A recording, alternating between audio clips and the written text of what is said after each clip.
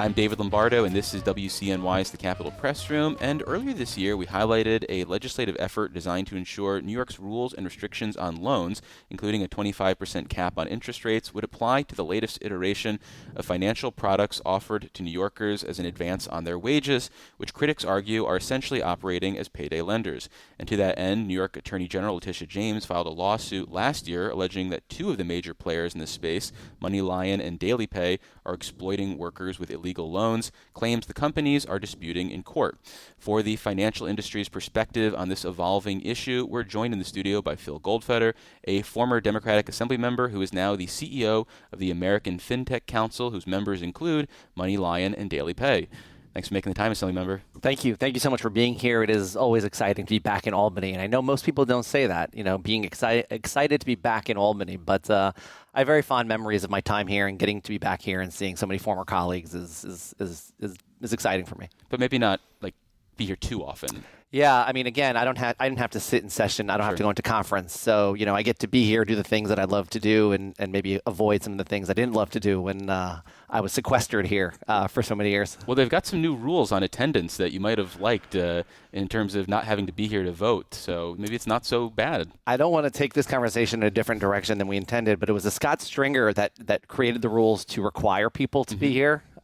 He used to, it was sort of one of those stories he used to come back here and talk about all the time, and then ask for favors or endorsements or things of that nature. It was always funny that, he forced us to be in the room, and then obviously through COVID, the rules shifted back. Trust me when I tell you, it'll be back the other way. That's my guess. Well, from your lips to God's ears. I will think, look, it's like you could say this about any job or any ecosystem, right? When people are together, you're able to have those conversations. You're able to sort of really build some of the collaborations. Look, I learned it from Chuck Schumer, who used to talk all the time about going to the gym, is where he used to spend time meeting members and building relationships. So forcing people sometimes to be together, Democrats, Republicans, reporters, and everybody in the Albany ecosystem, I think is important to get the work done. Sure.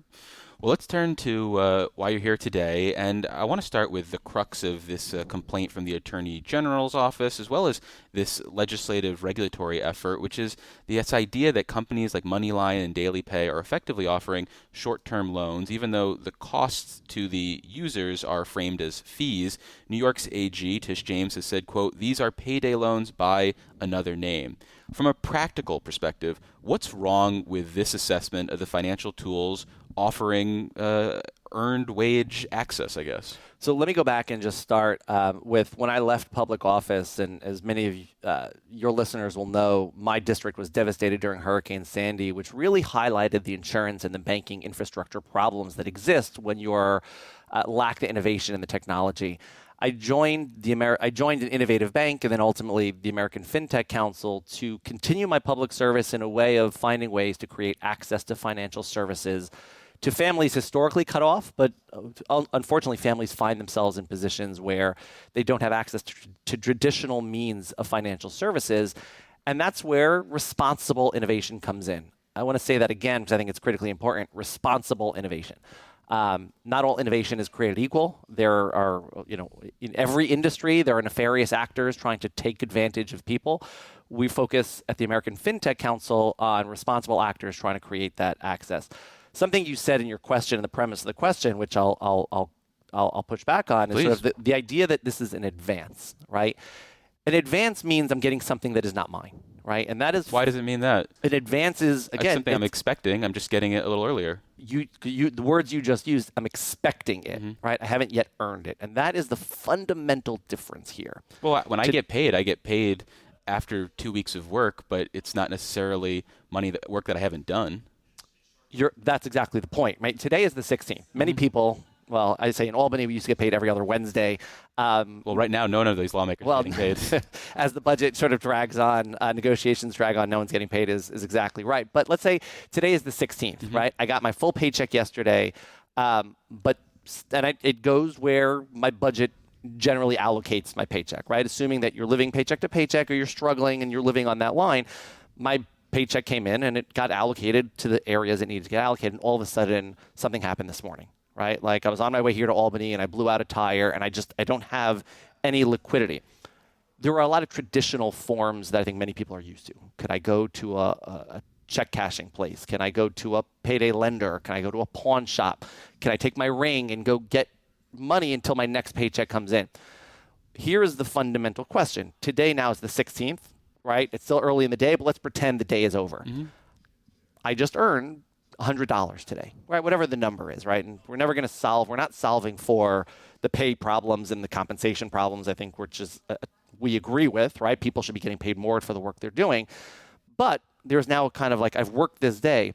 Why does my employer get to hold that money for the next 2 weeks, right? Today's the 16th. Why can't, I just did a full day's work. I just did a shift. Why can't I collect the money on the shift that I just did? What we're proposing is, once upon a time, payroll was complicated and expensive, right? To run it was a logistical nightmare, and you had to sort of your back-end systems, and then you had to cut the checks, and you had to get it to people, and there was security and challenges, and sort of the entire system was ripe for challenge at every step of the way.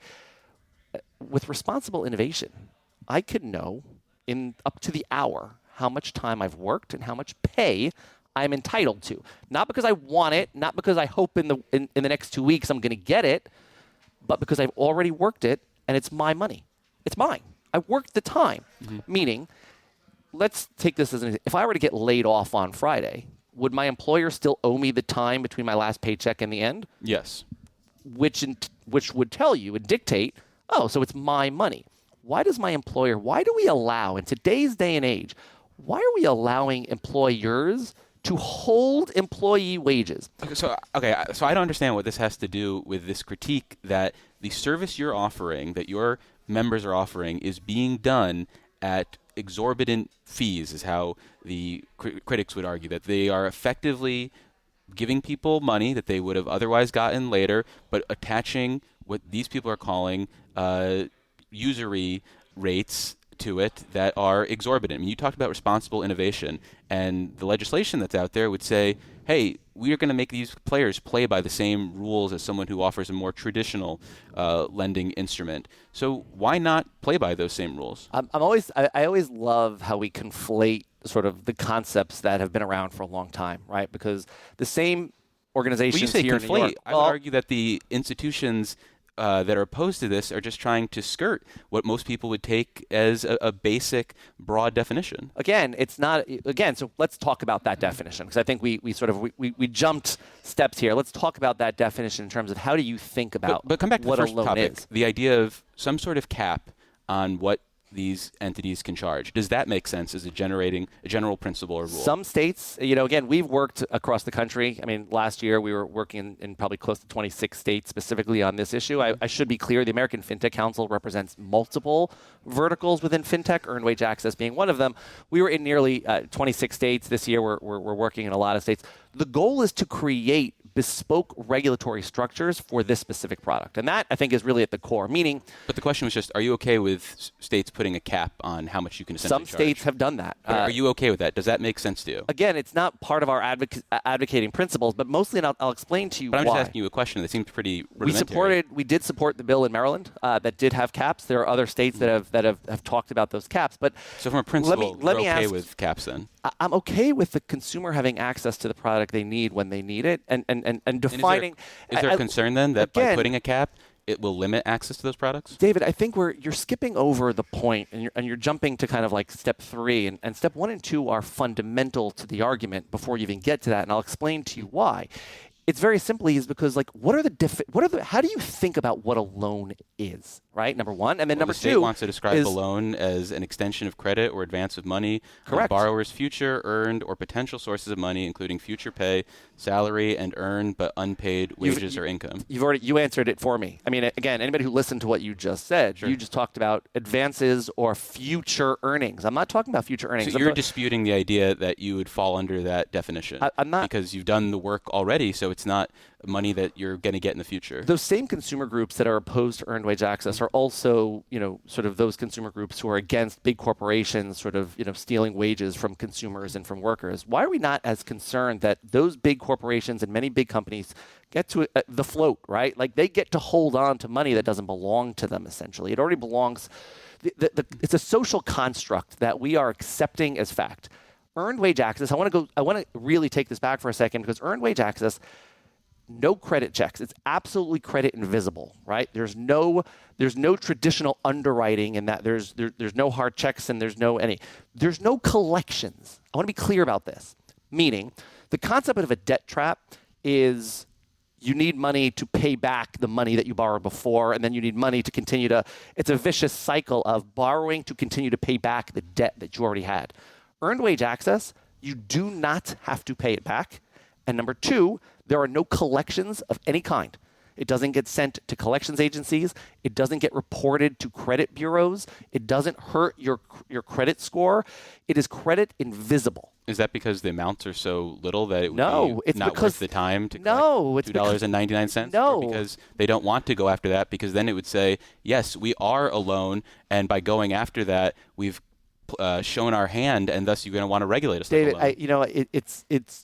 No, okay. That is not the case, okay. right? And if you go what would be the reason if not you go to to the American get the money Fintech, back? Because the fundamental, again, it's built differently than a lending product. Mm-hmm. It is fundamentally built to be an alternative to a loan, because there are many people who don't want a loan. I have bad credit. I'm trying to rebuild my credit, so I don't want to go take a loan. We talk about payday loans, and I'm sorry, because I spent 5 years in this legislature hearing about payday loans. Someone borrows $500 and ultimately has to pay back $20,000, right? Like that's the evil narrative that we play out here. That doesn't exist here, right? You're talking about what is more akin to an ATM machine. And after a quick break, we'll continue our discussion about regulating the evolving online earned wage access market with Phil Goldfeder, a former Democratic Assembly member from New York City who is now the CEO of the American Fintech Council, whose members include MoneyLion and DailyPay. Support for the Capitol Press Room is provided in part by the Lawsuit Reform Alliance of New York. Fraud and lawsuit abuse impact car insurance costs for New Yorkers. Reforms are being proposed to mitigate their impact. Information on these reforms is available at keepnewyorkaffordable.org. Support for the Capitol Press Room comes from O'Donnell & Associates, a public affairs firm providing strategic guidance to businesses and nonprofits on navigating policy and regulatory issues. More information is available at o'donnellsolutions.com. I'm David Lombardo, and you're listening to WCNY's The Capitol Press Room. We're continuing our examination of the proper way to regulate online earned wage access platforms, which critics have described as modern-day payday lenders skirting existing usury rules. And our guest is Phil Goldfeder, a former Democratic Assembly member from Queens, who is now the CEO of the American Fintech Council, whose members include MoneyLion and DailyPay. And before the break, he was comparing their business practices to the fees charged by ATMs. When I was in Albany and you had to pay, the bill at the bar and they didn't take credit card and you needed cash, there was an ATM machine in the corner. Beer hall used to have an ATM machine in the corner. Wait till you hear what they did about their pizzas at Beer Hall. I'll tell you that some other time. I'm looking forward to hearing about that, because those pizzas sustained us for many a nights.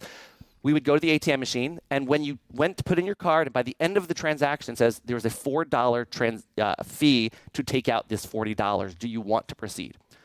I would ask you, what is that $40? What's that $4 fee if you calculate it via APR, right? Is that an interest charge? It'd be a big amount over a year. It would be a huge amount over the course of a year. So why don't we have complaints about that? Why are we not talking about that as a loan? Because I think you and I look at a loan fundamentally different.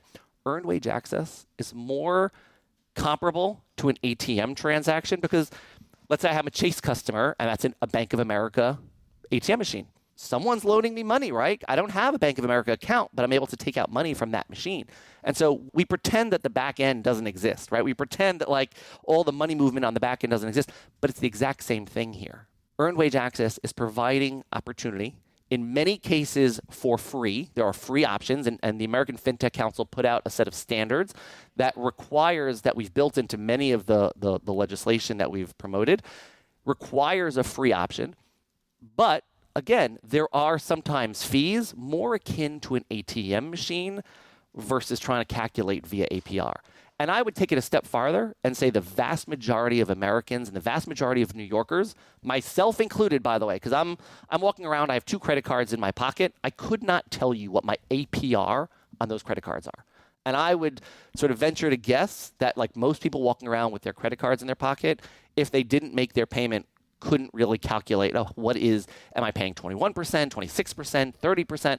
you really have no idea. By the way, all those same credit cards that are going above New York's usury rate because they're nationally chartered entities and they don't have to go with New York's usury rate. And so my point to you is like by trying to force earned wage access into a loan, you are essentially, I would argue it's what we used to call lazy legislating, right? There's already rules on the books. Let's take this square peg and try and jam it into this round hole. What we're arguing for, let's create rules. Let's create laws. When I was a lawmaker, the goal was not to how do we take a new idea and stick it into an old law. It's how do you create new laws. You go into every office in the LOB and you see pen certificates, right? Those are all brand new ideas, new laws that were created in order to make this state better for consumers. Okay. What we're saying, we want a new regulatory structure for this. Sure. And what most people would say that's letting the wolf guard the henhouse if you take some of the industry bills. But I want to come back to the idea of advances are available without any costs, because the Attorney General's lawsuit last year highlighted people who might have taken out hundreds of loans and maybe one or two of them came with no fees, but the vast majority came with fees. And another thing I want to highlight is this idea of tipping. People talk about the culture of too much tipping in our society. And if you navigate any of these services like MoneyLion, you're going to be encouraged to provide a tip.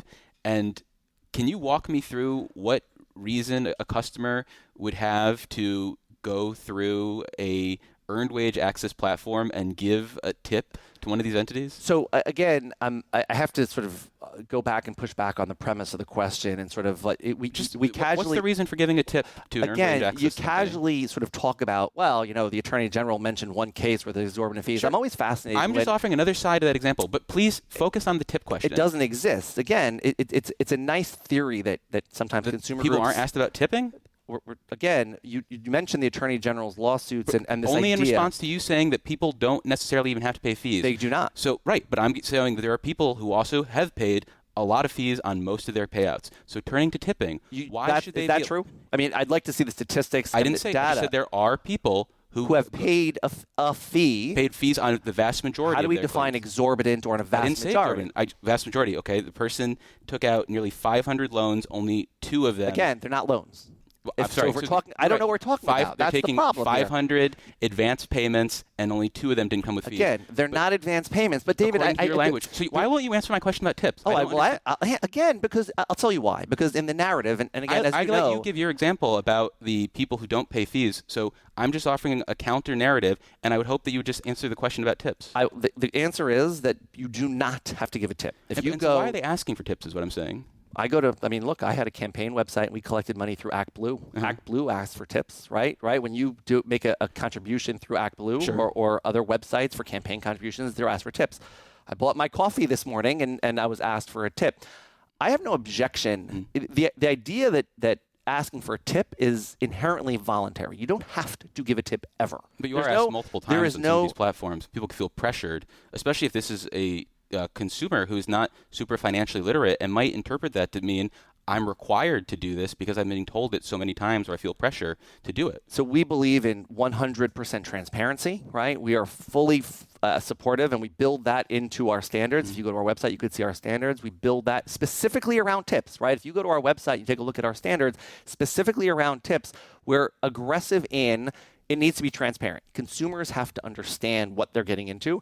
And by the way, many people who do leave a tip, the vast majority, it's less than $1, right? If you look at it. And number 2, many people use it for free and don't leave tips. And here's the best part. You can not leave a tip and you can use the program and you can use it again and again and again. So what ultimately happens? You're getting to use the program for free. Costs you nothing. And again, the idea that we continue to talk about it as, it's like a loan or it's like an advance, it has nothing to do with it. And the vast majority, per the CFPB's own data, right, is less than $3.50 when you take a look at the average consumer who does pay. It's less than $3.50, more akin to an ATM machine. So you look at the example of a payday loan of taking out $200 and having to pay back $2,000. That's not what we're talking about here. Sure. It's just a fundamentally different thing. And so then how do you, the consumer who needs it, let me just, and if you'll allow me, a 30-second. 30 seconds, sure. Sadly, if you take innovative, responsible options off the table, all you're left with are the traditional things that we've all become accustomed to fighting for many, many years, right? We have been fighting against payday loans. I fought against payday lending when I was here in the legislature. We fought against predatory actors. I went through Hurricane Sandy. Predatory actors in every industry we fought against.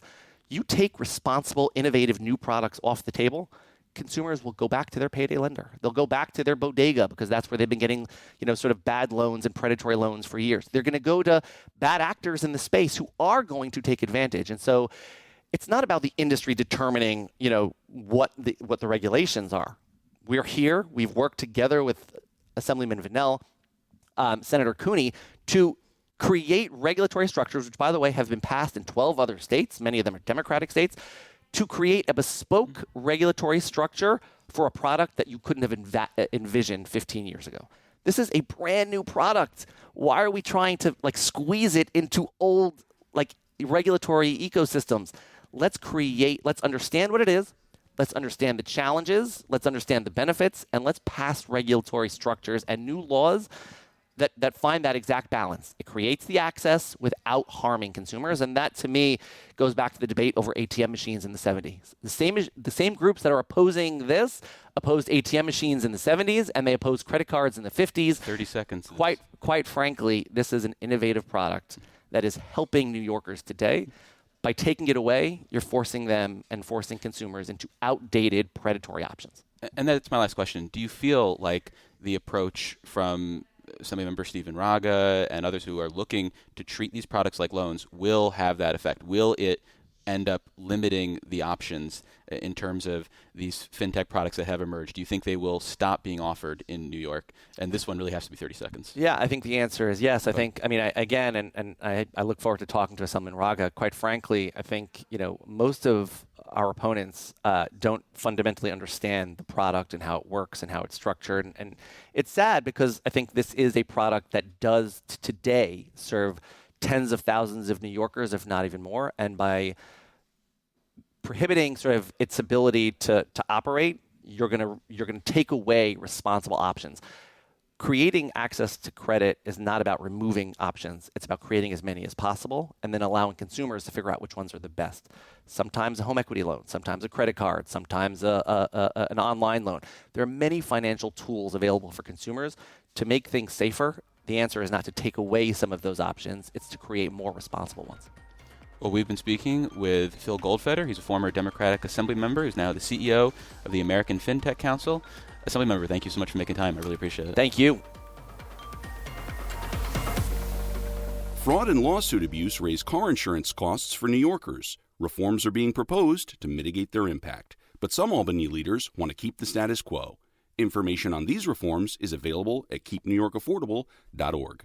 Support for the Capitol Press Room is provided by New York State United Teachers, a statewide union of nearly 700,000 professionals in education and healthcare.